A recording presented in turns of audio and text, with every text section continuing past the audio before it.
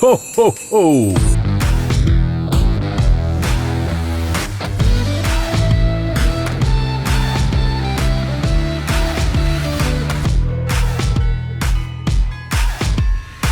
Double R Flo-Town Christmas episode.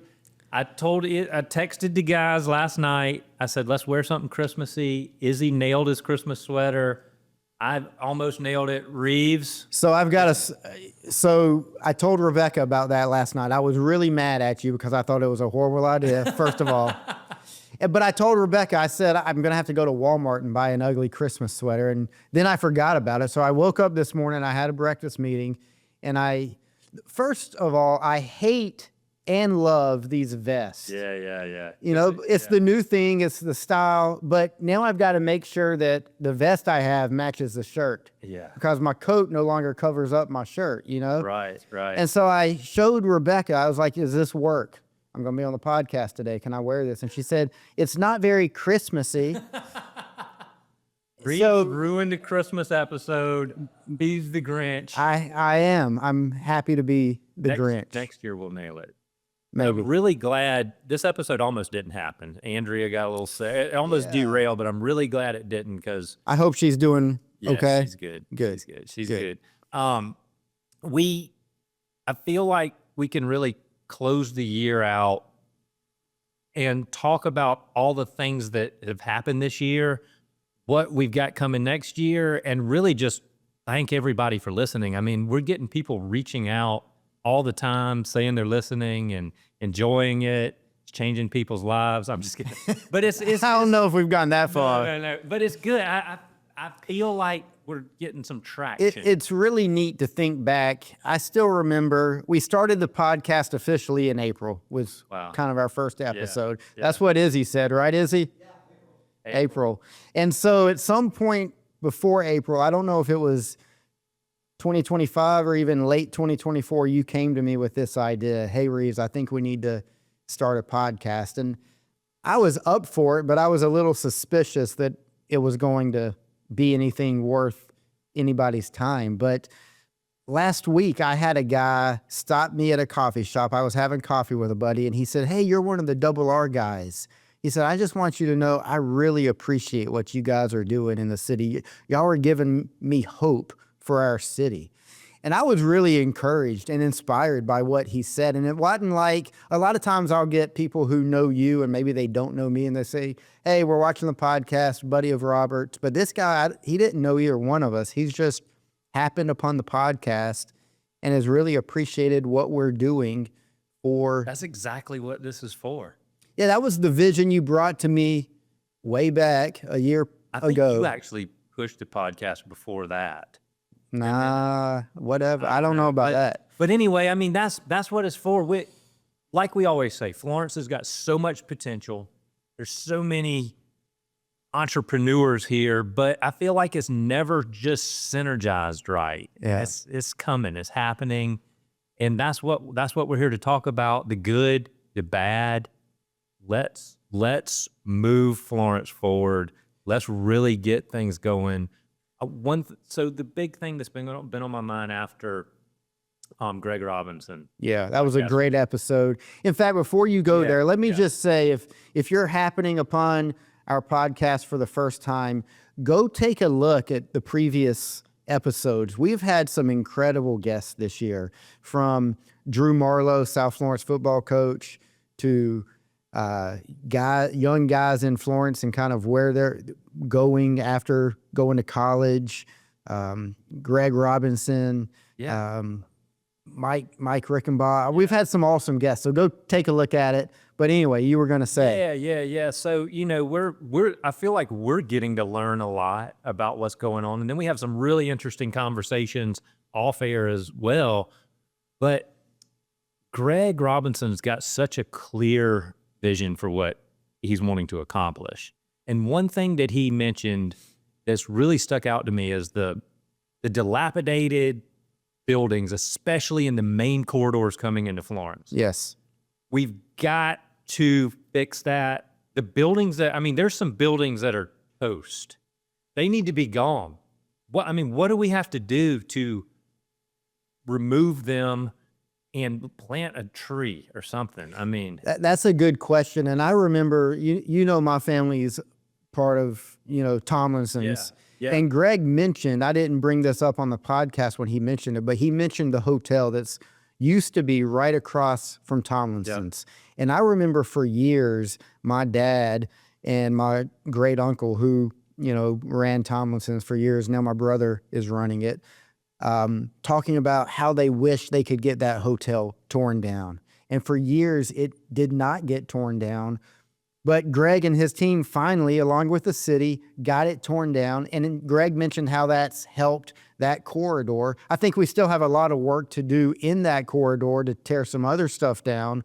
But it really helped bring new industry to Florence because that hotel, or whatever it was a drug-infested, dilapidated mess that needed to be gone. Yeah. It helped us get industry to Florence. And we've got to be a part of continuing to do that throughout the city, especially through the main corridors. And I don't know if that's, private property. And so we wouldn't want the government just to go in and tear up private property. So you've got to have a private, but partnership. Who's paying property taxes on something sitting there? Like if we owned that old hotel, it was sitting there like that. Who are the people that own this that are just sitting there paying property taxes with generating nothing? But one of the questions is, how property taxes are structured. It could be that those property taxes are relatively minimal. Probably. Because of when they acquired the property and the rate in which they're paying property tax. And so, if it's a bigger organization or entity that owns that, they may not even fully recognize that $1,500 going out every year. But you can put an ordinance into a city. I'm sure all the nice cities in the country have this. If you own a property and it's truly dilapidated, I mean, not safe, it's either got to be fixed or torn down. Well, maybe in 2026, early in 2026, we can bring someone from the city or county in and have this conversation with them to, and maybe it's already well underway. I know those conversations are happening, but I'm not seeing not anything happen. Well, 2026 has got to be the year to beautify the entry and exit corridors of Florence. Got to do it. So we can continue this, path to growth. I just, again, go back to what Greg said and the master plan that the county and the partnership that Greg is a part of, Florence Economic Development Partnership, they've put the infrastructure in place, and now it's time to go execute. And it's happening, and I'm thankful for that. And again, that's what this podcast is about. I'm thankful that we have been able to be a part of that. And I think that it's the influence of the Double R podcast is only going to grow as more and more people become aware of what we're doing, and we can really be a voice for moving Florence forward because we believe so much in Florence, Exactly. Yeah, I mean, I think as our audience grows and we synergize what we're doing here, when we make these points and our sphere of influence agrees, then we go talk to our politicians and things start happening. Yeah. So that's what we're here for. That's why we're doing this. What was your favorite episode this year, Robert? The one episode, the one little snippet from one of the episodes that I always just kind of laugh and get back to is when we hit on the moon landing. Oh, God. The moon deal, which I saw another video recently, and now you can't trust. Are you really going to go here again? Well, you asked. So Steve Tannehill, I'm not going down too much of a rabbit hole, but Steve Tannehill, Gamecock quarterback, he died this week. He was the quarterback for Carolina when I was a kid. I was 12 to 15 when he was a quarterback. Man. I pulled up the Carolina-Clemson game from 1992 and watched it with my boys the night that Steve Tannehill died, just to kind of give them an exposure to that. And there were video of Steve talking to his coaches who were up in the coaches booth on this contraption my kids had never seen. It was a wired phone. And they could not stop laughing. So for us to think that in 1992 there was this wired phone talking to these dudes, 300 feet in the air, we didn't do that in the moon in the 60s. I mean, come on. But anyway, what were you going to say? Do you know? Your favorite episode? Yeah. So that had to be one. You know, going down the creek was fun. That was cool. I hope we can do some more, get out and about. But Izzy's got the lighting so good in here now, you know? He does. We just don't look as good without being in the studio. We need some makeup. That is the goal I have for the Double R podcast in 2026. We need a full-time makeup artist. At least I do. Yeah, we need a makeup artist. We get here an hour early. We go through all that. That's right. Yeah. What was your favorite? You know, a lot of really cool episodes. I think, Izzy, you were telling us we've done 17 or 18 episodes. This is number 17. Yeah, wow. So that's pretty cool. That's cool. I hate to single one out, but I think for me, my favorite episode was when we had the two Lukes on. Yeah. Luke LeMaster and Luke Miller. Yeah. Luke LeMaster, a student at Duke University, born and raised in Florence. Luke Miller, a student at Hillsdale College. Yep. And those are two exceptionally gifted, intelligent young men who were raised in Florence, and to get their perspective about what it was like to be raised in Florence and what it would take to get high capacity individuals who were raised in Florence back to Florence. I think that's a part of propelling Florence forward. So having that conversation with them, I think was really interesting. A lot more to unpack from that episode if you really wanted to study that episode. Yeah. Because it leads right back to what we're doing. We need those guys back in Florence. We do. That's how Florence moves forward. We got to have the brightest and the best coming back. They said they were open to it. Yeah, so maybe it's something we do for, this summer as well if they come back this summer. Yeah. Let's continue to always do an episode over the summer when you've got those type kids back in town. That's a good idea. Make us do that, Izzy. All right, sounds good. Yeah. What thoughts do you have about the podcast from 2025, Izzy? You're the man making the magic happen. No, I'm just pushing buttons. Just bam. I think it honestly got more traction than I initially thought it would. I was kind of thinking we'd run it till people stopped listening, and here we are. Izzy never believed in it. Izzy never believed. But people are listening. I think I checked the other day when we were uploading the last episode, and you guys have been listened to for like 450 hours on YouTube and close to 1,000 downloads on Spotify. Our moms are 200 hours of that. Easy. We would be nowhere without our moms. Our moms are the key. Our moms are the key. Thank you, Mom. I've enjoyed it, and I enjoy sitting here and listening to the guests. It's awesome to hear people come in that have passion and expertise in their area and just be able to be a fly on the wall and listen to a Gary Finkley talk and listen to Ken Ard, and a lot of those haven't been on the podcast, but behind them, and just be able to hear what's going on behind the curtain in Florence and the different things that go into making a city happen and successful. Yeah. So let's talk a little bit about 2026. We have some big ideas for the podcast. First of all, what do we want the person who does listen faithfully? What do we need them to do to help move the podcast forward? I think we kind of laugh about it, but like, subscribe, share, those types of things. Yeah. The other thing that I think, Izzy, and you can speak to this, but we've gotten a ton of traction from the Facebook and Instagram Reels, the short clips. That's how most people are digesting the podcast, wouldn't you say, Robert? I would say, yeah. So if we could get people to share those clips and just let people know that we're out here talking about what's going on in Florence and what we as a community need to do to propel Florence forward. I love the comments. Izzy will send us comments, and I love, positive or negative, I love them. Like, Izzy, we had one or two you sent last night. Yeah, he brought up a decent point, but if we're bringing all this industry in from up north and out west,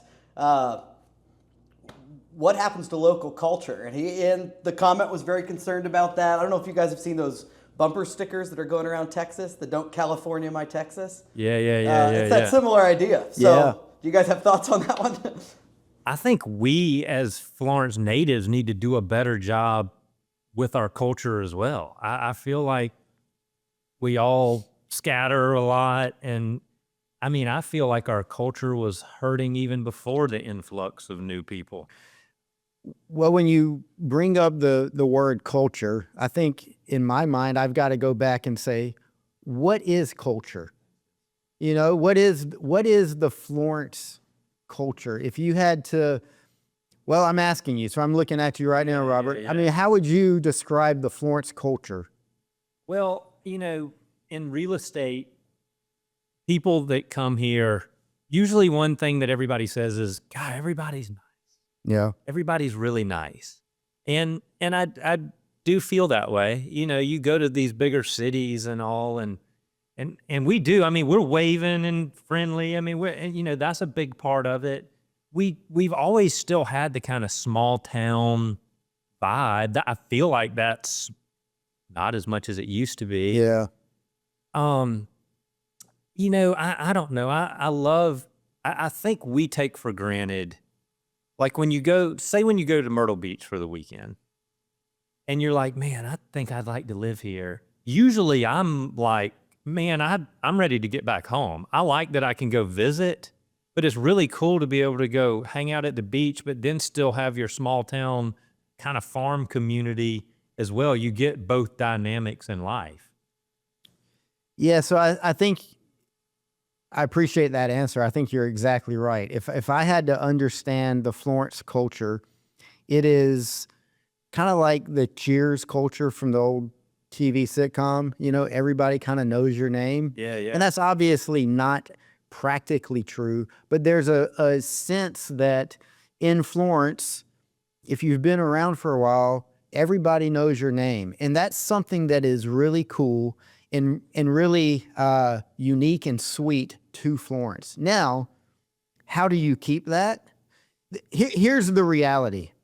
If you're not growing and moving forward, you're falling behind. True. So we can't stay in the perfect middle. There's no such thing. Yeah. As a community, we've either got to move forward and grow, or we're going to fall back. And we've know countless cities that have become dilapidated and ghost towns, so to speak. And that's not what we want Florence to be. And I don't believe it's going to be that. But the danger is, as we grow, are we going to continue to know everybody's name in the way we did? And I think the best way to try to continue to keep that fabric of our DNA, that fabric in our culture is to grow at the right pace. Yeah. And thankfully, I think we are growing at the right pace. If you grow quickly and you bring in a lot of people from a different area, then I think you can erase that culture rather quickly. But if you bring people in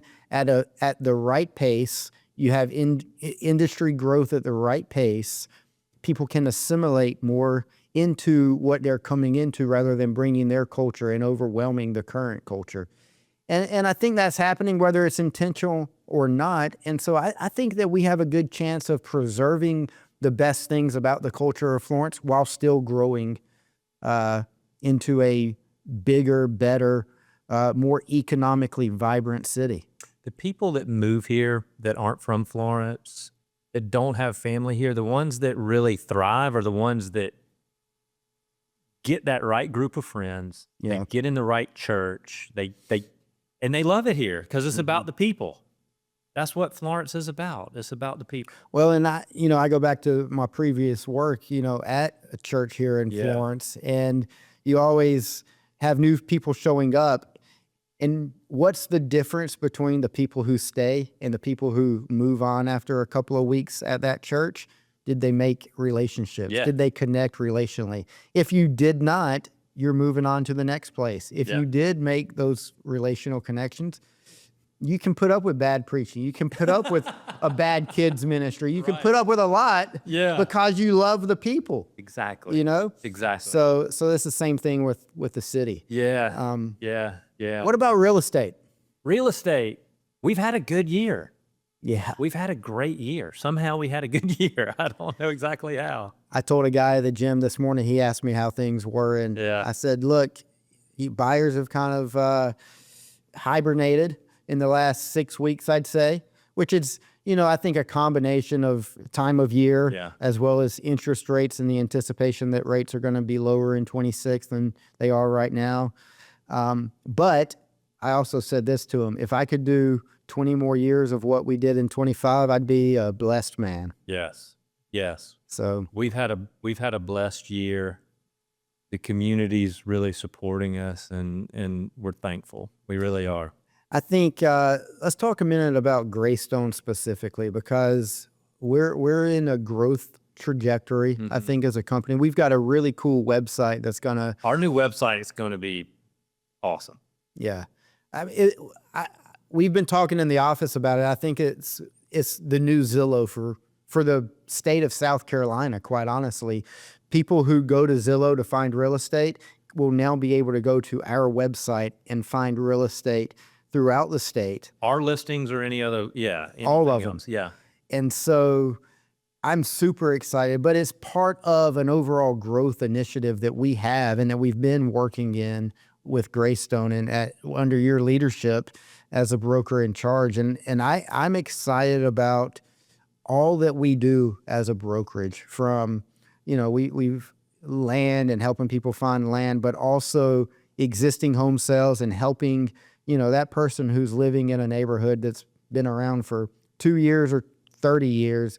We can help you sell your house too. And being able to continue to grow that in 26 is really exciting. We've got a special team.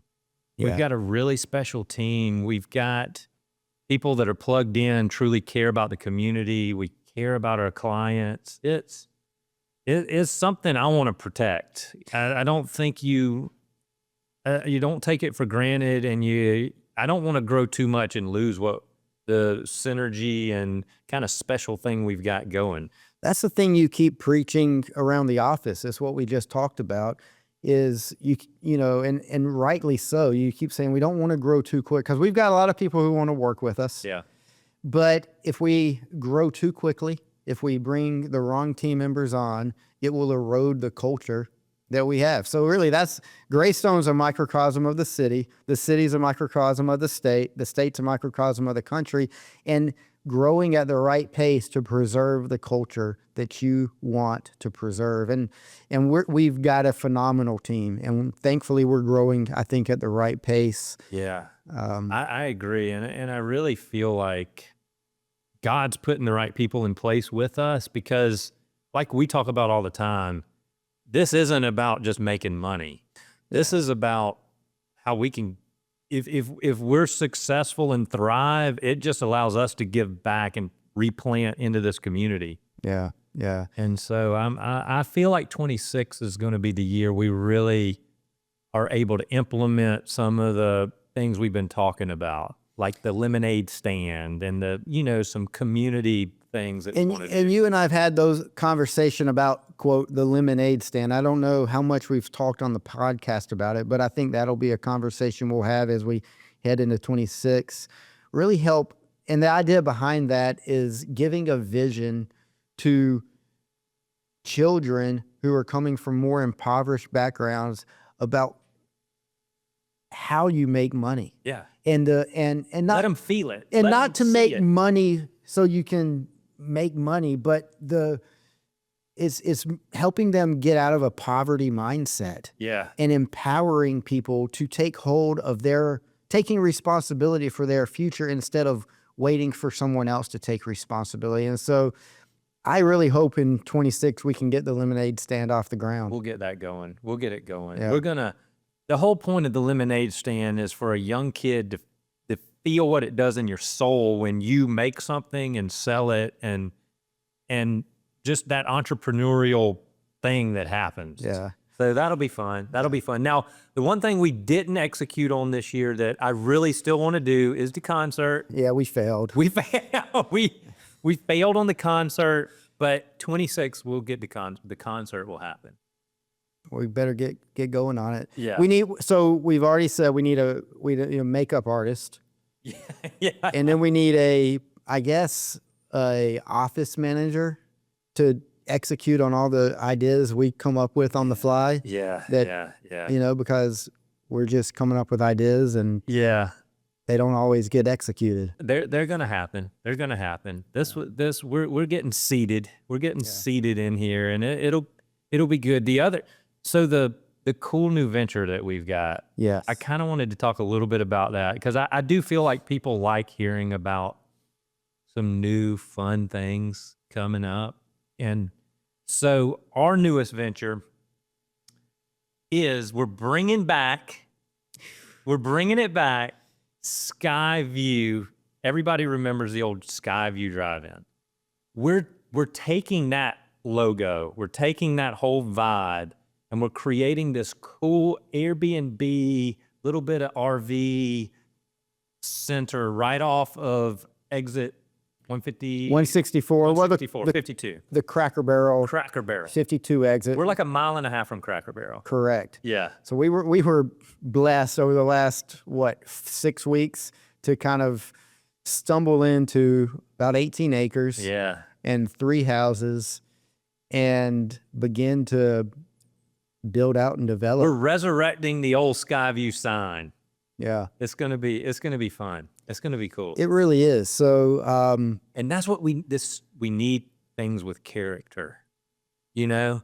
Like the Skyview, that sign. I think some people have forgotten. Izzy, we need to show that sign. I mean, that was cool. And show the old sign, but let's also show and then we'll show the new one, which we modeled right after the old one.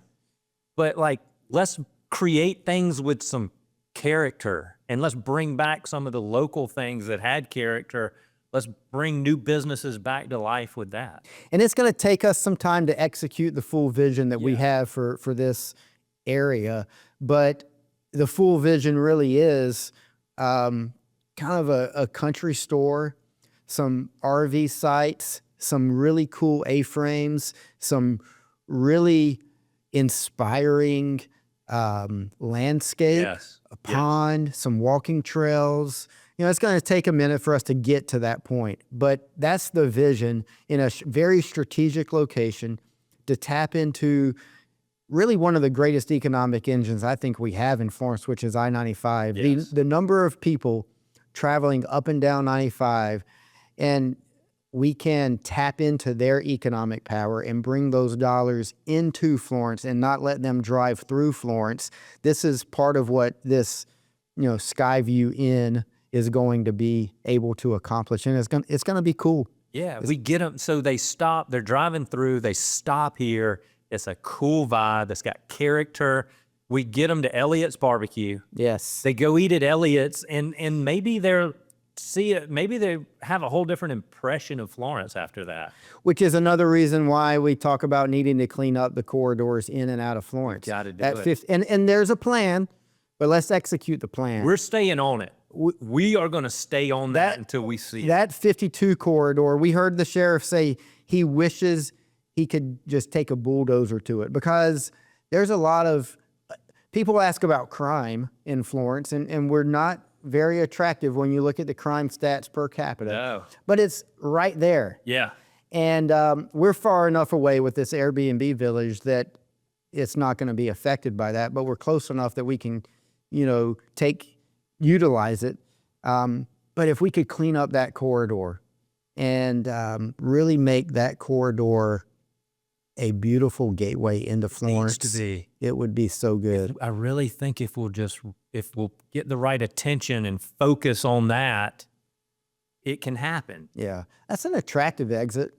There are a lot of good restaurants, a lot of new restaurants, and then obviously just down Elliot's Barbecue. We love going there. We take a lot of clients there. It's great. It's a cool place to hang out. It's great. But Skyview, bringing it back, and it really fit for this project because we kind of got the country, big sky vibe, Yes. Go stay and sit outside by the fire and look up, and I think that's what people want now. They want a little bit more of an experience, and people are missing that kind of country farm vibe.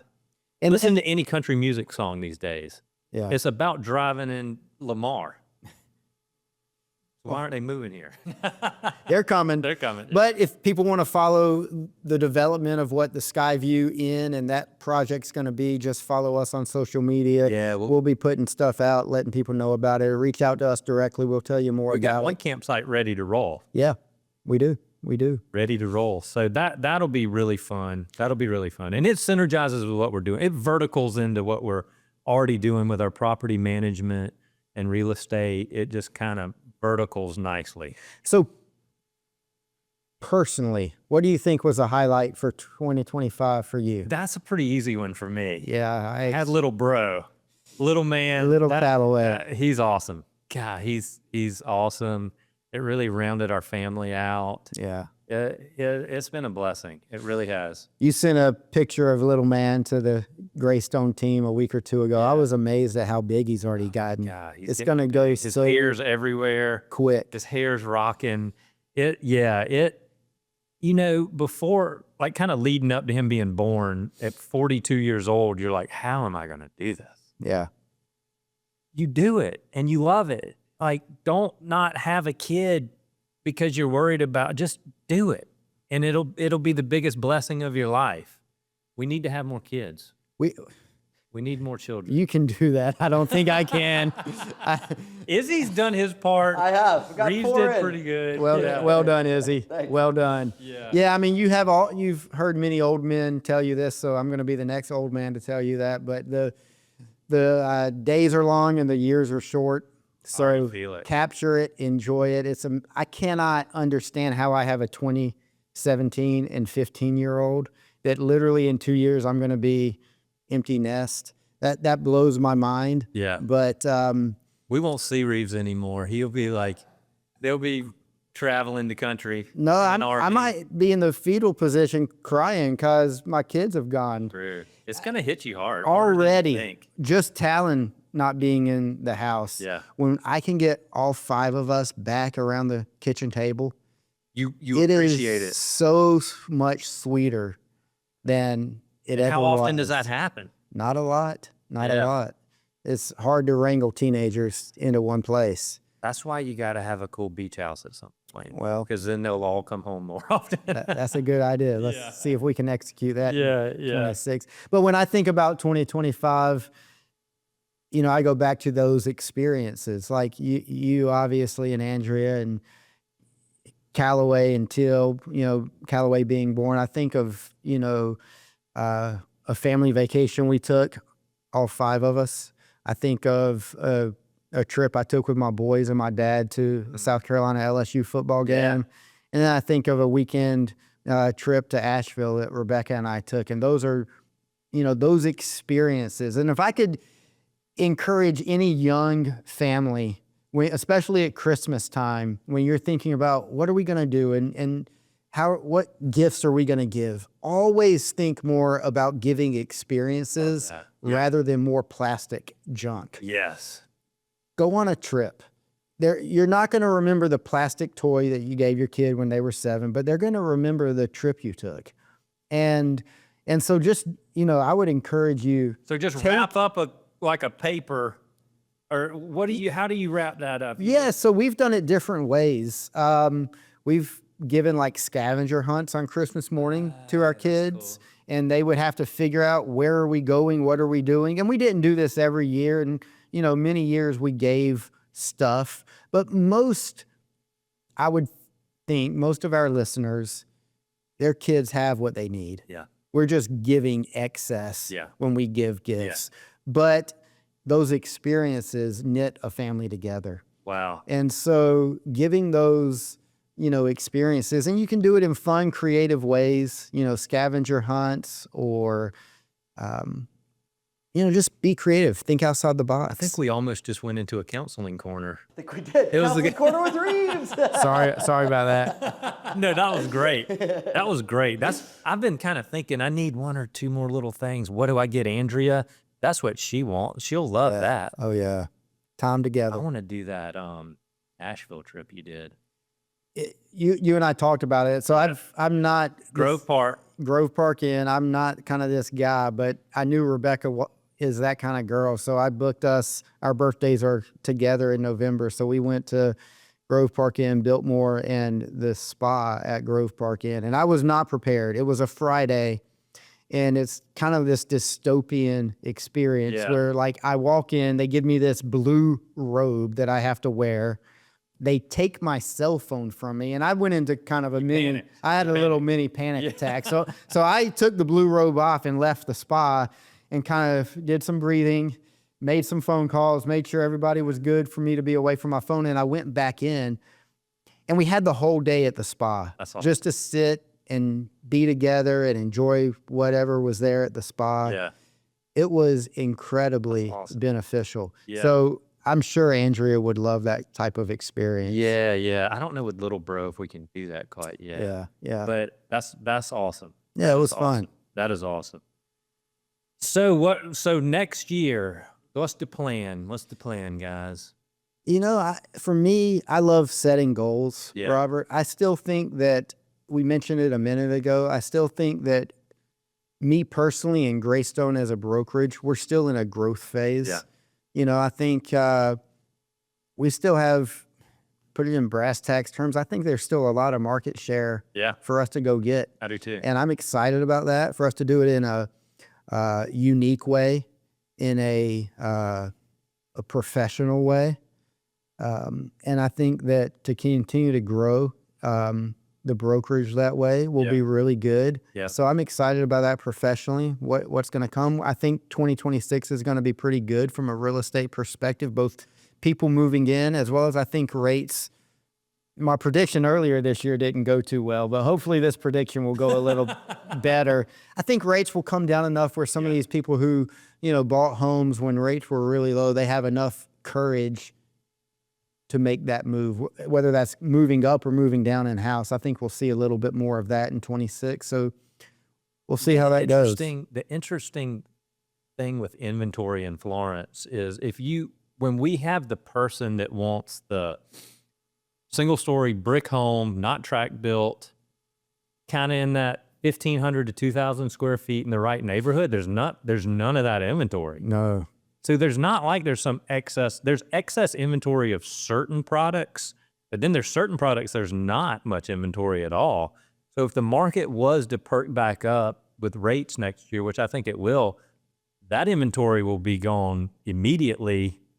And we need somebody to develop another neighborhood with that. Yeah, we still have a housing shortage. It's hard for people to believe, but there truly is there are not enough houses, both nationally and in Florence. And I am concerned about the lack of a nice, let's call it middle class neighborhood that's not tract built. Yeah. The fact that we don't really have that in the works, because it takes time to get that done, is a big pinch point for Florence. Big time. There's going to be a pent-up demand for that. Yeah. And we gotta figure out how to execute that. I think we have a little bit of, all of our local builders, they've got land in front of them where they can execute some of that, but an entire development where we really, move into that demographic, I think still needs to happen. The problem is, just to kind of let everybody see behind the curtain a little bit, is the tract builders are able to pay the primo for the land and the lots that used to would be, okay, well, that land's going to be something pretty nice because of the cost. Yeah. That's not happening anymore, and is squeezing the local guys out of developing what we're talking about. It really is. The tract builders are overpaying for the land because they're building cheap products. And they're pulling back. They are starting to pull back a little. They got enough on their plate. Yeah. And, it's an issue. And we had a listing in a subdivision. I don't want to name the subdivision, but we sold this house. It's a tract built house. It's about 4 years old. We sold it for $90,000 less than what we first listed it for. And that's what tract built communities leave in their dust. Yeah. Is they go in, they build, they give incredible incentives. People buy those products, and then 2, 3, 4, 5, 6 years later, the equity that should be there isn't there because the next tract built development has come in, and all those buyers are going to that development. And so there's no appreciation of that tract built house. And COVID jumped them all up, that was just somewhat artificial. Yeah. And now we're about to kind of see reality of how it plays out. But here's the other thing that's really been on my mind, back to neighborhoods in Florence, South Carolina. We need, so young families that are live here or moving here, we need neighborhoods where their kids can ride on their bikes till dark and you don't worry about them. And I feel like we're losing that. I mean, there's not a lot of those left.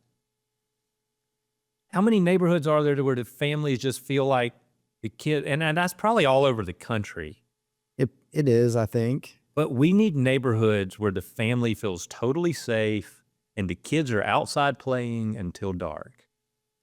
Yeah, I mean, that's the magic bullet. I think that's beyond just a new neighborhood being built. I think it speaks to government leadership and crime reduction, and I think it goes back to the family, you know, and the nuclear family, and having policies from the government that help build and sustain nuclear families rather than incentivizing the tearing up of the nuclear family.